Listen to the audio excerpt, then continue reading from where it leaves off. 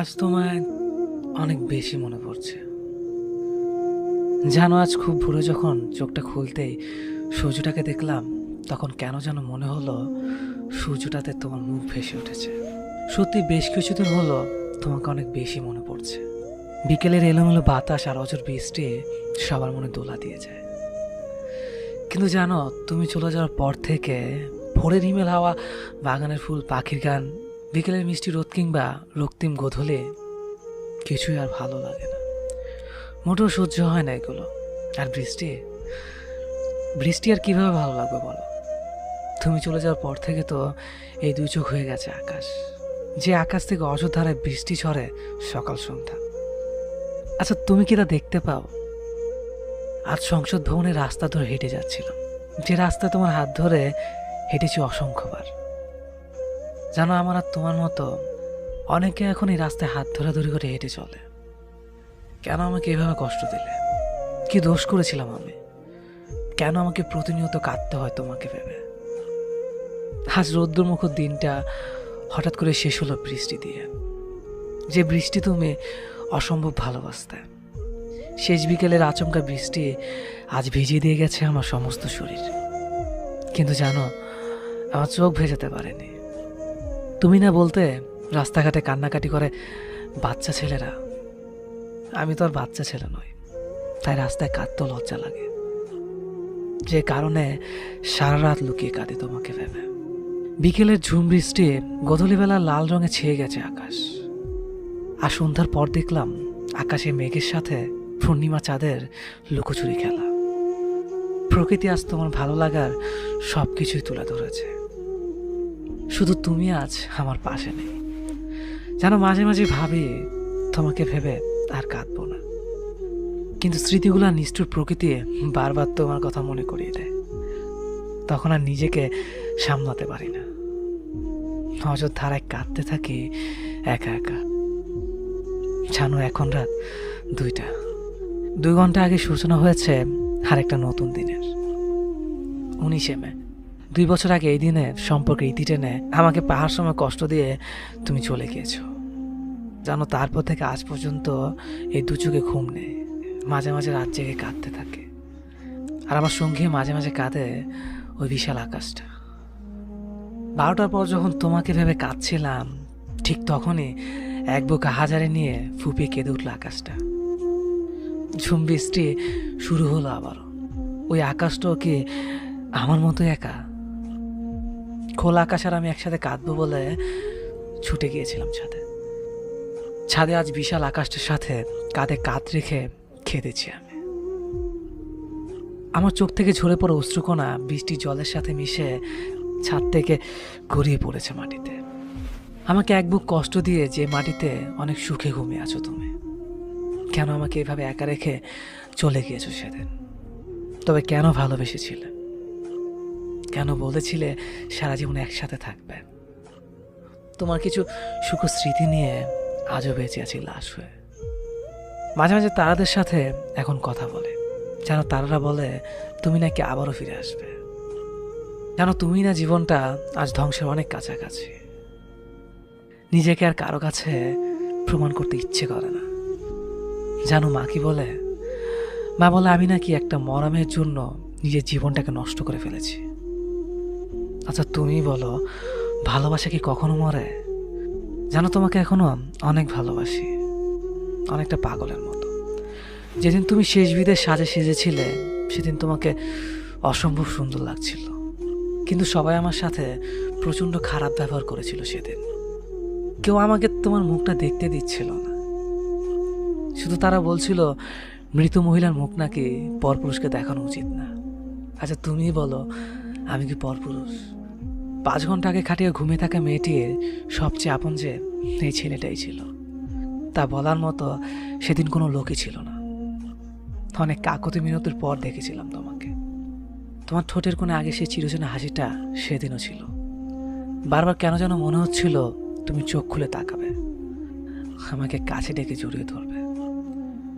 সেদিন তুমি অনেক নিষ্ঠুর ছিলে। পাগলের মতো সেদিন অপেক্ষা করেছিলাম তোমার ডাকের আশায়। ভুলে গিয়েছিলাম যে ওপারে চলে গেলে কেউ আর ফিরে আসে না। যেন এখনো মাঝে মাঝে মনে হয় আমি যেন ঘুমিয়ে আছি, আর যা কিছু হচ্ছে এগুলো সব দুঃস্বপ্ন। খুব ইচ্ছে হয় তোমার কাছে যাওয়ার, তোমার পাশে শুয়ে থাকবো, আর রাত দিন দুজনে গল্প করব। আমি কিন্তু আর মোটেও ঝগড়া করব না। জানো, এই 2 বছরে আমি অনেক ভালো হয়ে গেছি, কাউকে আর কষ্ট দেই না। কেননা কষ্ট কি তা যে এখন আমি বুঝতে শিখেছি। আমার নিথুনি পুরো দাগ নিয়ে তোমার মতো অন্য কেউ আর অভিযোগ করে না। তেমনই টোল পড়া গেলার হাসি দেখতে কেউ আর আমাকে অকারণে হাসায় না। জানো, আমার মুখে তোমার অভিযোগ আর পছন্দের অংশ দুটোই আজ কালো দাড়িতে ঢেকে গেছে। 2 বছর হয়ে গেল, অথচ মনে হয় এই তো সেদিন তোমাকে চলে যেতে দেখলাম। এই 2 বছরের স্বপ্নে অসংখ্যবার দেখেছি তোমায়। কখনো মুখ ভরা হাসি নিয়ে এসেছ, আবার কখনো মুখ ভার করে। কিন্তু যখনই স্পর্শ করতে চেয়েছি তখনই চলে গেছ আমাকে কাঁদিয়ে। কেন ওইভাবে কষ্ট দাও আমায়? আমি সত্যি আর সইতে পারি না। লোকে বলে মানুষ নাকি মৃত্যুর পূর্বে তার প্রিয় মৃত মানুষগুলোকে স্বপ্ন দেখতে পায়। আমি তো প্রায় তোমাকে স্বপ্নে দেখেছি। কই, আমি তো মরি না। তোমার কাছে খুব যেতে ইচ্ছে করে, খুব।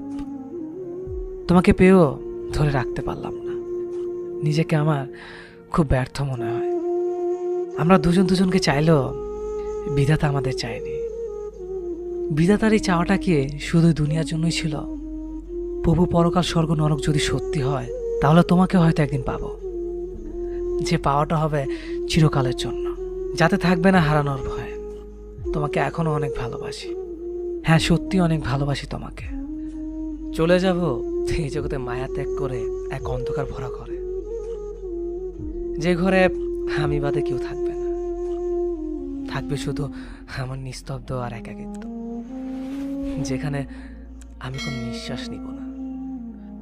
শুধু নির্বাক হয়ে চিরনিদ্রায় আমার নিথর দেহটা ঘুমিয়ে থাকবে।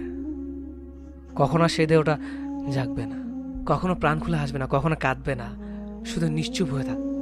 যেদিন সবার থেকে বিদায় নিব, ছাড়বো এই পৃথিবী, ভাঙবে সব বন্ধনা, নিরুদ্দেশ হব এক না ফেরার দেশে, যেখানে আমি থাকবো এক নতুন অধিবাসী হয়ে।